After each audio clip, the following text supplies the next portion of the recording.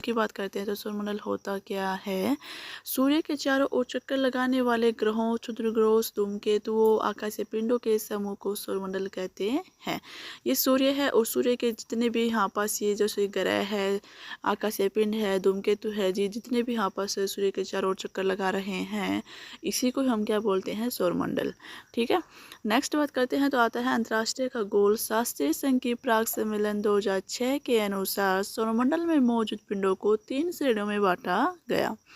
2006 में क्या होता है कि जो सौरमंडल में जितने भी मौजूद पिंड हैं उनको 3 श्रेणियों में बांटा गया।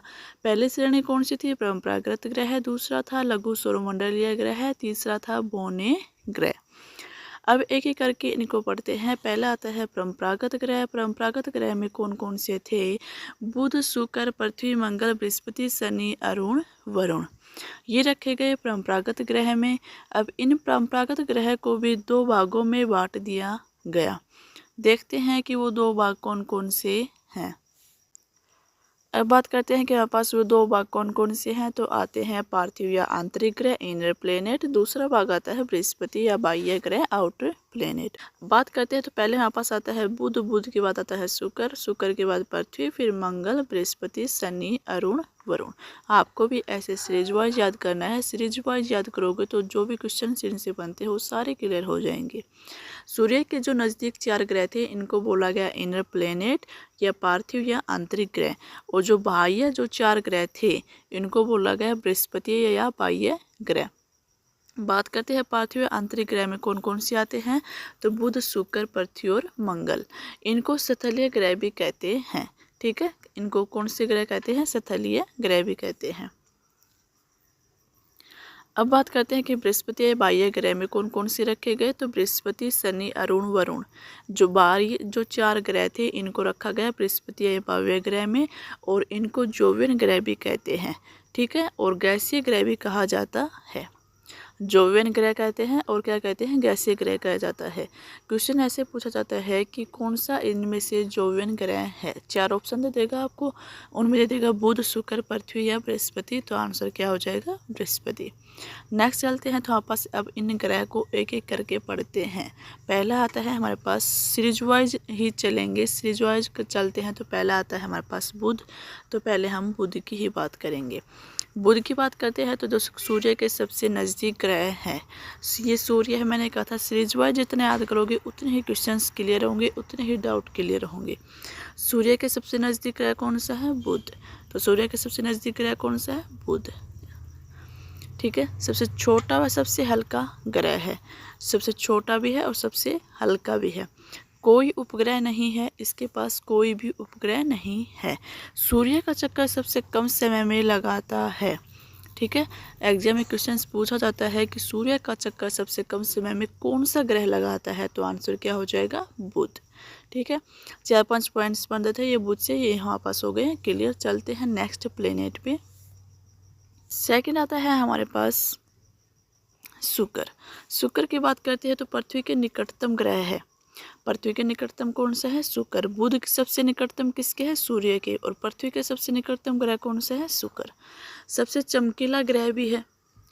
क्या है, सबसे चमकीला ग्रह भी है। सौंदर्य का देव कहते हैं। क्या कहते हैं इसको, सौंदर्य का देव कहते हैं। सबसे गर्म ग्रह भी है, सबसे गर्म ग्रह है, सबसे चमकीला ग्रह है, सूर्य सौंदर्य का देव भी कहते हैं, पृथ्वी के सबसे निकटतम ग्रह भी है। इसे सांझ का तारा या भोर का तारा भी कहा जाता है क्योंकि यह शाम में पश्चिम दिशा में और सुबह पूर्व दिशा में दिखाई देता है। ठीक है, इसलिए इसे क्या कहते हैं, सांझ का तारा या भोर का तारा। अन्य ग्रहों के विपरीत दिशा में चक्कर लगाता है, पूर्व से पश्चिम दिशा में चक्कर लगाता है, जबकि जो अन्य ग्रह हैं वो पश्चिम से पूर्व दिशा में चक्कर लगाते हैं। पृथ्वी का भगिनी ग्रह कहते हैं क्योंकि यह आकार घनत्व में पृथ्वी के समान है, इसलिए इसे पृथ्वी का भगिनी ग्रह कहते हैं या पृथ्वी का जुड़वा भी कहते हैं। ठीक है, नेक्स्ट पॉइंट की बात करते हैं तो आता है हमारे पास शुक्र सल्फ्यूरिक एसिड के घने सफ़ेद व पीले बादलों से बना हुआ है। ठीक है, किससे बना हुआ है, शुक्र सल्फ्यूरिक एसिड के घने सफ़ेद व पीले बादलों से बना हुआ है। शुक्र को विल्ड प्लेनेट, अस्पष्ट या ढका हुआ ग्रह भी कहते हैं। ठीक है, क्या कहते हैं, विल्ड प्लेनेट, अस्पष्ट या ढका हुआ ग्रह भी कहते हैं।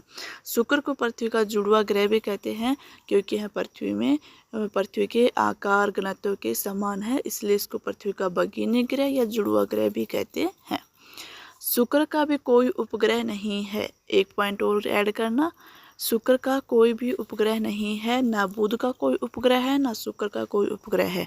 ठीक है, यहाँ तक हमारे पास शुक्र के जितने भी पॉइंट्स बनते थे वो सारे क्लियर हो गए हैं। चलते हैं नेक्स्ट प्लेनेट पर। बस पृथ्वी की बात करते हैं तो हमारे पास एकमात्र ग्रह जिस पर जीवन है कौन सा है, पृथ्वी के उपग्रह की बात करते हैं तो चंद्रमा, इसका विश्वत व्यास 12,756 किलोमीटर, ध्रुवीय व्यास की बात करते हैं तो 12,713.6 किलोमीटर। ये सपोज कीजिए पृथ्वी है, ये इसका है उत्तरी ध्रुव और ये है दक्षिणी ध्रुव। उत्तरी ध्रुव से लेकर दक्षिणी ध्रुव तक का जो व्यास है इसको बोलते हैं ध्रुवीय व्यास और ये कितना है 12,713.6 किलोमीटर। इधर है पश्चिम और इधर है पूर्व, पश्चिम से पूर्व जो व्यास है इसको बोलते हैं विषुवत व्यास और ये कितना है 12,756 किलोमीटर। इन दोनों को मिलाकर जब औसत व्यास की बात करते हैं तो वो कितना है 12,742 किलोमीटर। और इस औसत व्यास की गणना सर्वप्रथम किसने की थी, इरेटास्थेनीज ने की थी। इरेटास्थेनीज ये वही है जिसने सर्वप्रथम भूगोल शब्द का प्रयोग किया था। अब बात करते हैं कि सूर्य से पृथ्वी के बीच में दूरी कितनी है तो 149.6 मिलियन किलोमीटर। पृथ्वी अपने अक्ष पर पश्चिम से पूर्व की ओर घूमती है, इसे घूर्णन या दैनिक गति कहते हैं। जब पृथ्वी सूर्य के चारों ओर घूमती है तो उसको परिक्रमण गति कहते हैं और जब पृथ्वी अपने अक्ष पर घूमती है तो उसको घूर्णन या दैनिक गति कहते हैं। नीला ग्रह कहते हैं क्योंकि इसमें पानी है इसलिए इसको नीला ग्रह कहते हैं। पृथ्वी के निकट तारा कौन सा है, सूर्य। पृथ्वी के निकटतम तारा कौन सा है, सूर्य।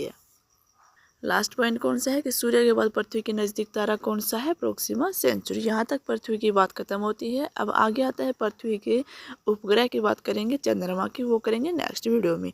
ठीक है, मिलते हैं नेक्स्ट वीडियो में, तब तक के लिए बाय बाय।